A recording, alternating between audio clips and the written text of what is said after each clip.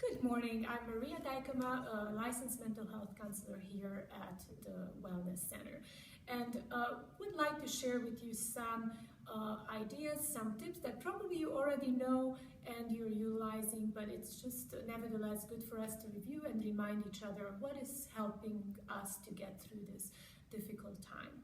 I may look at my paper just to stay focused, and I appreciate you bearing with me on that. Just to acknowledge that feeling stressed during this time where change, not only change is hard under all circumstances in general, but especially when it's change that we have not wanted, which of course is the case. We did not choose these circumstances. That makes change harder. And also the level of uncertainty that we are all wrestling with makes this situation more challenging to all of us. Let's just review and focus on a few things that we can do to strengthen our sense of competence and a sense of we can handle what we are going through, and we are in this together, and we can support each other as we all figure out what works best. So here are a few thoughts. I would encourage you to stick to a routine and a structure similar to what you would maintain when you are working or when you are in school. If some of you are students listening to this, I would encourage you to get up at a time close to your normal routine. So strongly would encourage you not to use this time to sleep in and take long hour naps. That does not tend to help our mental health. Would encourage you to shower, get dressed, get ready for the day. I would encourage you not to, if possible, not to take your work into your bedroom. That will help to maintain a good sleep hygiene. So I would encourage you to allocate a space in your home that would be your workspace. I imagine many of you already done this, and that would just help to create some space between your different and transition from different tasks throughout your day as well.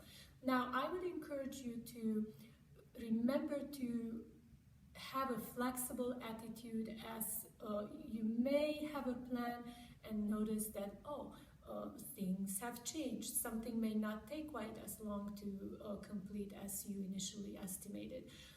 I would encourage you to then just reevaluate and do this almost daily. Reassess what worked, what didn't work. Keep the things that have helped and worked for you that day, and possibly do them and repeat them the following day, and reassess and problem solve as to what you could alter and make adjustments to help better manage your time and cope with the day as new challenges come along. So be flexible. Black and white thinking is not helpful in this situation. So we have to kind of relax our expectations a little bit, both of ourselves and of others as well. Setting limits with our media consumption is very important right now. That would include social media, local and national news. I would encourage you to be mindful, especially if you have young children in your home, that you don't have a news feed going 24/7 in the background. That could easily overwhelm the younger ones in your home, and certainly that's overwhelming for us as well. Get accurate health information and updates. You may go to the cdc.gov website or check in with your healthcare provider. We have already listed some helpful resources on the website for you. In terms of maintaining structure and routine, staying active is very, very important. Monica has done a great job posting some exercise videos already, and in any creative way that you can maintain some normalcy and stay engaged in the activities that you normally would do, even with modifications. that is very helpful to us. So in general, taking care of your body is a way for us to take care of our mind as well. I would encourage you to rest, make sure that you're eating regularly. Again, we have some helpful resources on the website for you on that topic, but rest, exercise, nutrition would be ways for you to take care of yourself, both mind and body. I would encourage you to take humor seriously. Look for engaging in relaxing activities, fun activities, not only work, but having boundaries around your work, virtual work time for some of you, and making sure that you connect with your loved ones. That's also important. As much as we are not able to meet face to face, social media and different technology opportunities are actually helpful to us to stay in touch with our loved ones and try as much as possible to connect face to face. Talk about your feelings and how you're managing the stress of the current situation, but I encourage you to also talk about other things, not just the COVID-19 and the concerns and worries that you have, as much as that is important that you support each other through that. I encourage you to more focus on hearing each other out, not so much giving each other advice, but more encouraging each other and sharing like how you are coping. And I think indirectly we are all benefiting from that. Challenge yourself to stay in the present. That is very, very important. Engaging in mindfulness exercises, activities, whether that is meditation, or deep breathing, progressive muscle relaxation, any way that you can, and I encourage you to just stay with it. Choose one thing and practice, practice, practice. When you notice that your mind is wandering and you are starting to worry about what will happen next, what tomorrow brings, gently bring your mind back to the present. Try stay focused with one activity at a time. Like Jim Elliot said, wherever you are, be all there. So that will be very important to us, and it's always more easy and feasible that we can manage one small activity versus thinking of everything that we have on our plate. Should we stop? Sorry. Keep on going. Okay. Manage your emotions. That is important.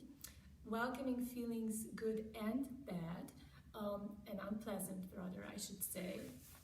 That would be important to us. Imagine feelings as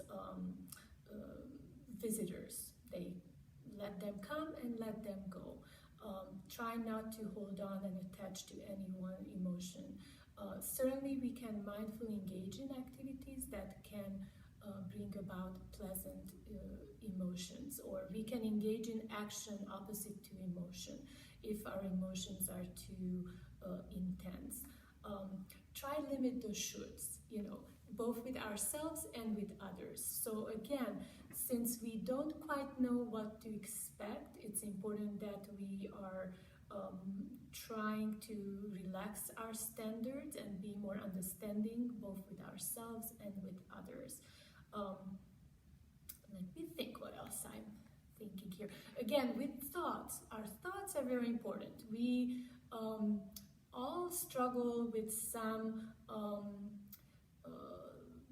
toxic thought patterns that tend to kind of come to the surface, especially when we are under a lot of stress. So black and white thinking, all or nothing thinking, catastrophizing, that is not helpful to us. So trying to use some active thinking to challenge those negative thoughts is very important to us and helpful. So again, challenge toxic thought patterns, challenge negative beliefs about change. So again, we can mindfully intentionally choose to have a positive outlook. We can choose to um, be hopeful. We can choose to practice gratitude. We can choose to turn towards each other, have boundaries, and find the ways that help you relax and recharge, but also being cautious not to isolate from each other. So in that sense, I think, again, very important that we connect with our loved ones through this time. So these would be just some thoughts that I had. Overall, kind of sum up what we talked about now. Your attitude and outlook make a huge difference in your ability to handle stress. And I will close with one of my favorite quotes. It's from Louis Zamperini. You may have seen the movie or read the book Unbroken. He said that people tell me, "You are such an optimist." Am I an optimist? An optimist says the glass is half full. A pessimist says the glass is half empty. A survivalist is practical. He says, call it what you want, but just fill the glass. And I believe in filling the glass. So let's help each other and stay strong together. Thank you.